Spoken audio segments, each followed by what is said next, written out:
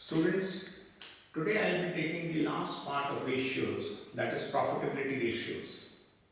As I told you earlier and I repeat again, these ratios are divided into four parts. In the first lecture, we did short-term solvency ratios. In the second lecture, we did long-term solvency ratios. In the third lecture, we did activities efficiency ratios. Now we are coming down to profitability ratios. The basic motive of every business enterprise is to earn profits. When a business is started, many businesses strive to break even very soon and then they want to start earning profits. So these ratios will let us know that how the business is performing. So the first ratio which we calculate is the gross profit ratio. Gross profit ratio. Gross profit ratio divided by net sales. This net sales is also known as revenue from operations. Revenue from operations. What is gross profit? In earlier chapters, you have seen when we prepare a trading account, sales minus cost of goods sold gives you gross profit. So here we express this as a percentage of 100. Now this ratio indicates that if this ratio is higher, it gives you a good margin to cover all the operating expenses. Because after this ratio we calculate net profit ratio. So higher the ratio, better it is, always. Now, how can this ratio in future can increase? If you increase the selling price, if you increase the selling price, and cost of goods sold remains the same. Cost of goods sold remains the same. And this increases. Second option is, this is first option. Second option is selling price increases. Selling price increases and cost of goods sold decreases. Then also gross profit will increase. Third option is selling price remains the same and cost of goods sold decreases. Cost of goods sold decreases. Now, when this happens, that means your efficiency is increasing, you are able to decrease the cost of goods sold, which clearly indicates that efficiency increasing, and in efficiency we had done the stock turnover ratio.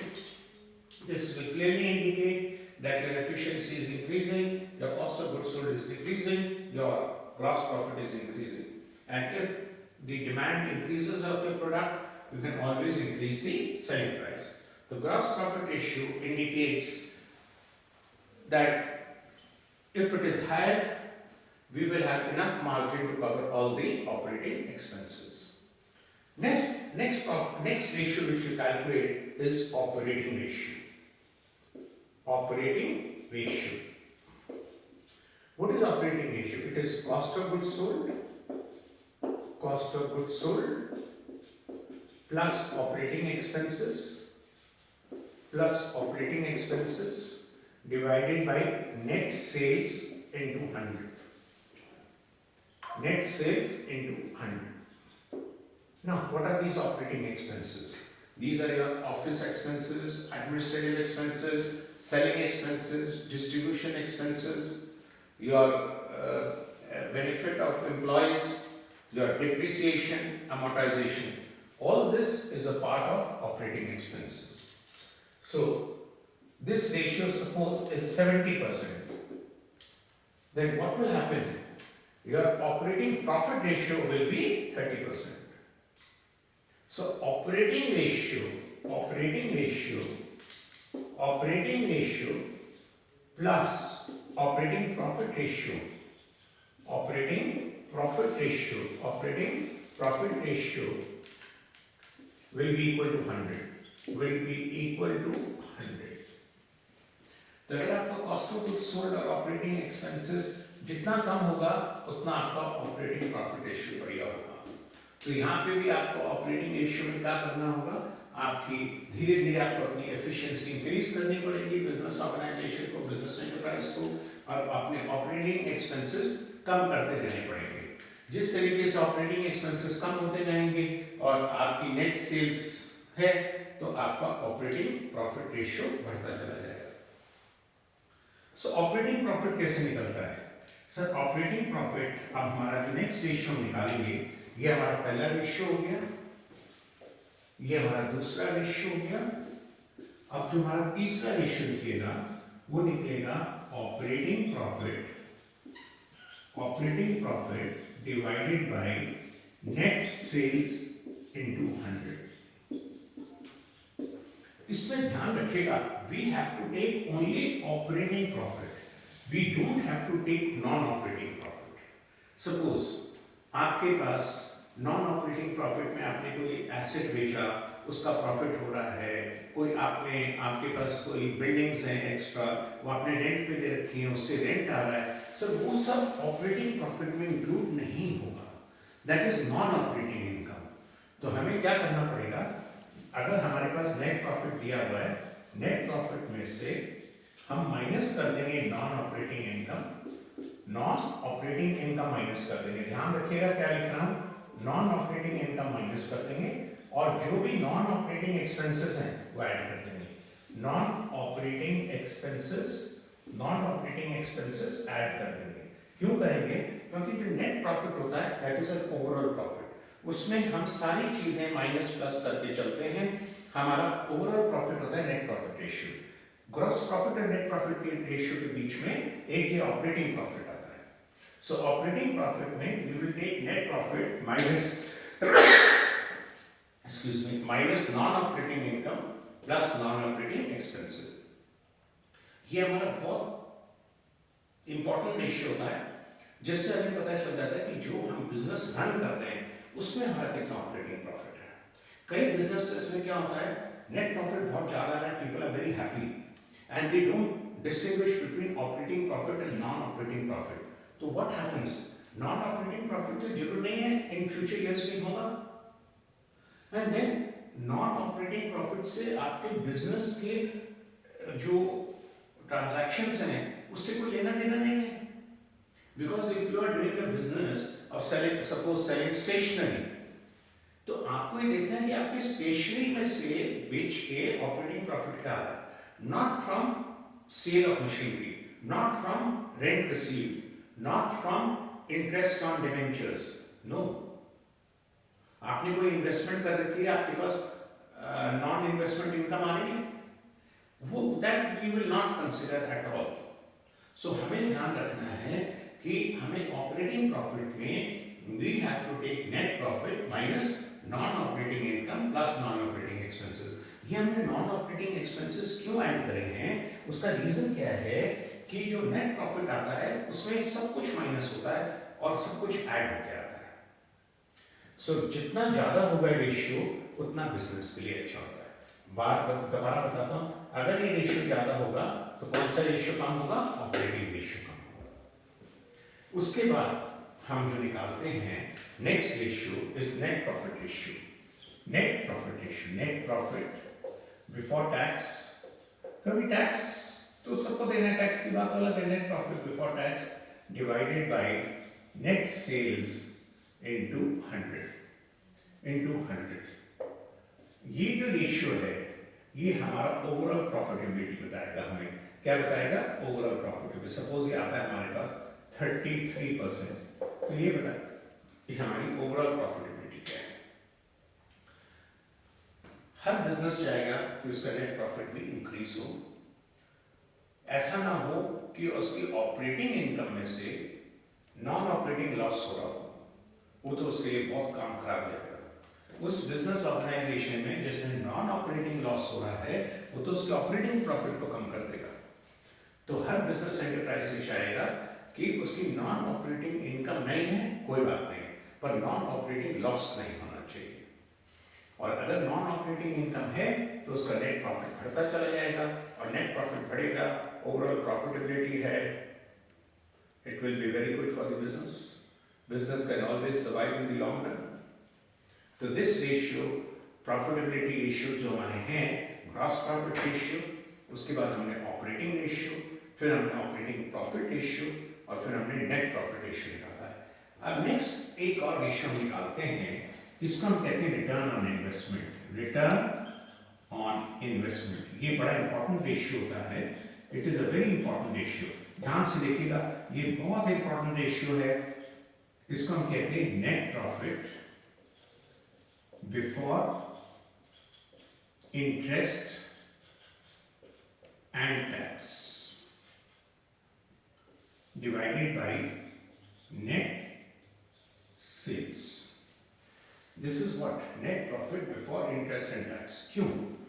क्योंकि इसका मतलब क्या है, जितना ROI अच्छा होगा, इसको हम आरओआई के नाम से बहुत पॉपुलर है ये रेशियो, जितना ये अच्छा है उतना बिजनेस के लिए अच्छा होगा। क्यों? क्योंकि मैंने जब आपको अपने लॉन्ग टर्म सॉल्वेंसी रेशियोज में बताया था, तो मैंने आपको बताया था डेट इक्विटी रेशियो।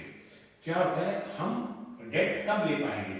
सपोज हमारा रिटर्न ऑन इन्वेस्टमेंट है 20%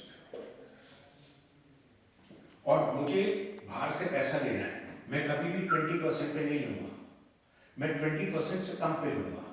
अगर मेरा बाहर से पैसा मुझे 12% पे मिल जाता है तो मैं वो पैसा ले सकता हूँ, उससे 8% का हमें और प्रॉफिट आ जाएगा। So return on investment is a very important ratio where we see, basically हम ना इसको नेट सेल्स से, कई बुक्स लेती है, मैं इसको नेट सेल्स से ना लेके इसको कैपिटल एम्प्लॉयड से लेना चाहूँगा। कई बुक्स नेट सेल से देती हैं, but which is a much better way of calculating this ratio is capital employed. Capital employed होता है owners funds and outsiders funds. Outsiders funds के ऊपर हमें टैक्स देना होता है, इंटरेस्ट देना होता है, इंटरेस्ट देने के बाद टैक्स दे देंगे, उसके बाद कैपिटल एम्प्लॉयड। ये जो रेशियो है ये बताएगा कि आपने मालिकों के पैसे पे और बाहर के पैसे पे कितना प्रॉफिट कमा रहे हैं, आप कितना रिटर्न कमा रहे हैं। So this is a very very important ratio, very very important ratio होता है। मैं आपको थोड़ा सिग्निफिकेंस बता दूंगा। सबसे पहला जो मैंने आपको रेशियो बताया था, gross profit ratio. Gross profit ratio का जो सिग्निफिकेंस है, it establishes the relationship of gross profit and revenue from operations. इसका जो सिग्निफिकेंस आता है, basically the main objective of computing gross profit ratio is to determine the efficiency with which production or purchase operations and selling operations are being carried out. फिर हमने निकाला था operating ratio. Operating ratio जो हम निकालते हैं, that establish the relationship between operating cost and revenue from operations. Revenue from operations का दूसरा नाम सेल्स होता है। इसका जो सिग्निफिकेंस है, इस रेशियो का जो सिग्निफिकेंस है, जो मैंने आपको बताया है, the signal it is to be noted that operating ratio, operating profit ratio and operating ratio are complementary to each other. मैंने अभी आपको बताया था operating ratio plus operating profit ratio is equal to 100. Significance होता है, the objective of computing operating ratio is to assess the operational efficiency of the business. It shows the percentage of revenue from operations that is absorbed by the cost of goods sold from operations. Then we came down to the operating profit ratio. Operating profit ratio हमें ये बताता है कि हमारा कितना operating profit हो रहा है। It measures the relationship between operating profit and revenue from operations. इसका जो सिग्निफिकेंस होता है, इसका जो सिग्निफिकेंस है, basically the objective of computing the ratio is to determine the operational efficiency of the business. In general, higher the ratio, the more efficient is the management, and increase in this ratio over the previous years will show the improvement of the operational efficiency. Then we came down to net profit ratio. Net profit ratio में मैंने आपको सारा explain किया है। This net profit ratio establishes the relationship between net profit and revenue from operations. इसका जो objective होता है, it is the overall efficiency of the business. Higher the net profit ratio, better the business. This ratio helps in determining the operational efficiency of the business. Then we have the last ratio which I told you is return on investment. This establishes the relationship of return on investment or return on capital employed. Net profit before interest, tax and dividend was मैंने dividend नहीं लिखा है, यहाँ पे आप dividend भी लिख सकते हैं, before interest tax and dividend, it can be before interest tax and dividend, क्योंकि उसका रीजन क्या होता है, इसका रीजन क्या है इसमें, क्योंकि ओनर्स के फंड्स पे हम डिविडेंड देते हैं और बाहर के पैसे पे डेट पे हम इंटरेस्ट देते हैं, और जब डिविडेंड देते हैं उससे पहले टैक्स पे करना होता है। तो return on investment is again a very good ratio which will help us to determine whether we have to borrow funds or from outside or not. इसका जो सिग्निफिकेंस है वो बहुत ही अच्छा है रेशियो, आप बार-बार आगे भी पढ़ेंगे। Sir, it's the significance of this ratio, it measures how efficiently the resources of the business are used. Return on capital employed is a fair measure of the profitability of any concern, with the result that the performance of different industries may be compared. तो इससे हम different industries को भी compare करते हैं, and this is a very important ratio which you will be studying later on also, because every business enterprise is very keen in having good return on investment. तो ये हमारे ratios हैं, ये हमारे प्रॉफिटेबिलिटी रेशियोज हैं। इससे मैंने आपको सारे रेशियोज समझा दिए हैं। If you have any problems in ratios questions, you can always get back to me. पर पहले आप ये रेशियोज का समझिए कि रेशियोज क्यों निकाले जा रहे हैं, इनका क्या ऑब्जेक्टिव है एंड क्या सिग्निफिकेंस है, राइट? Thank you.